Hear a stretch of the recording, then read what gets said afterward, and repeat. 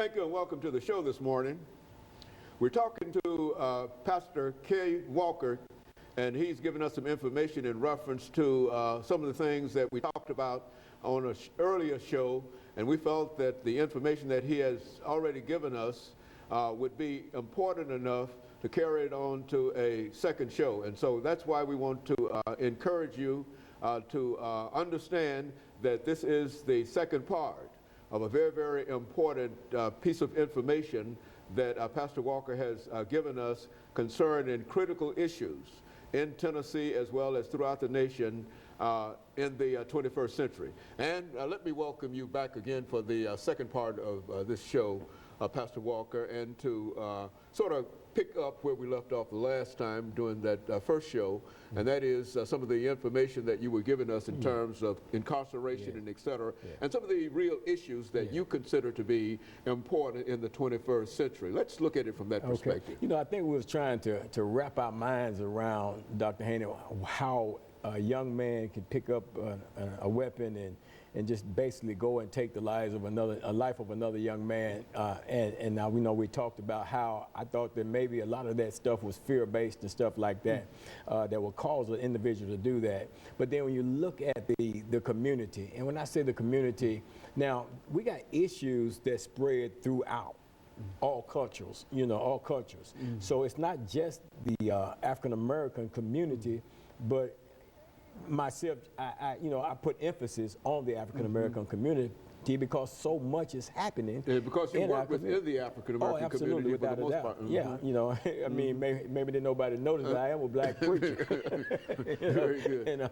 And I work in the black community, and I work among my people, and I understand that there are some issues in our community that we face as a people that we have to address as a people, and not have an expectation for the government to come in with some type of legislation and legislate our way out of this situation. I think there's a moral decline in our community in terms of what are we teaching our children? How are we training our children? What are we saying to our children in the home that will instill moral values within them, and also instill in them the importance of the value of another human life. You know, because apparently some of our youth does not value the life of other individuals, and thus they're not valuing their own lives, you know, because if I really truly value my life, Dr. Haney, I'm going to be careful not to put myself in situations or enter into circumstances or conditions that would have a tendency or the potential to cause the end of my life. Very good. Or to cause hurt and harm in my life.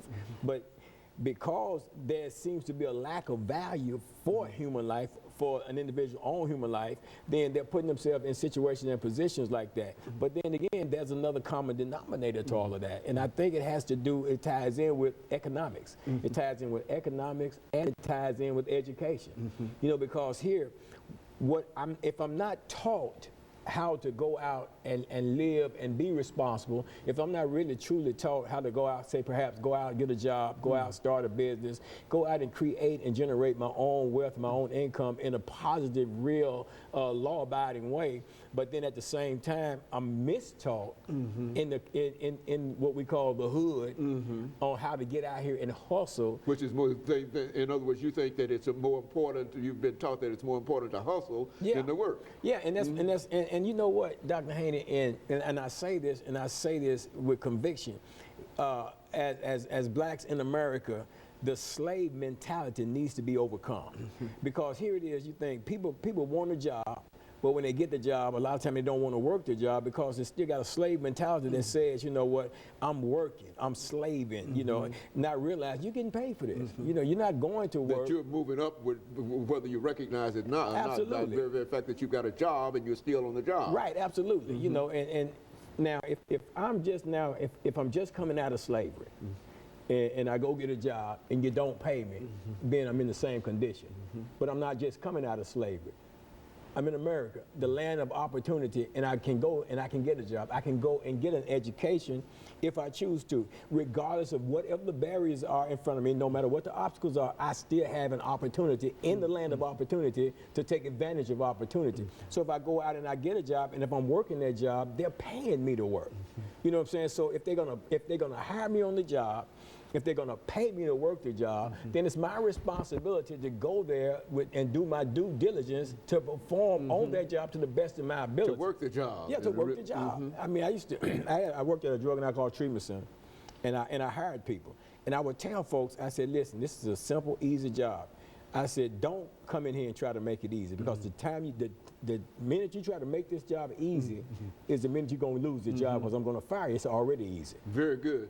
Very good. And of course, we're going to take this first commercial break during this second segment, and then we'll get back and talk about some of the other issues that are facing many of our young people, and not only our young people, but many people, period, within the community, and understanding that, as you've indicated, that we're not only talking about the African community, but we're talking about all the communities. Absolutely. If you find out there's violence, killing, and et cetera all over America today, and all of this we want to speak to. And of course, we'll be back with you following this very, very short commercial break.